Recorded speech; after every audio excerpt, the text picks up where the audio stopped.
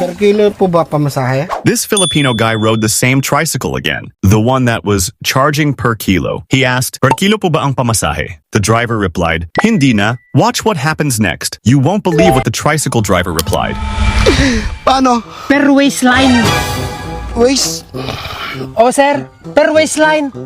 Ito sir, may dala akong sir, tape measure. Alam mo yung tape measure sir? Oo. Ito sir, oh. Oo. No, per waistline na ngayon sir. Waistline? Oo. Tignan natin sir, ilan waistline mo sir, no? Tignan natin sir. 150 ka dati sir? Opo. 150? Ay sir, 150 sir, oh. Hindi na ako malulugi. Sir, ito na yung bagong ngayon sir. Bagong patakaran ng... Ganon din naman per kilo. Per waistline, 150 pa rin.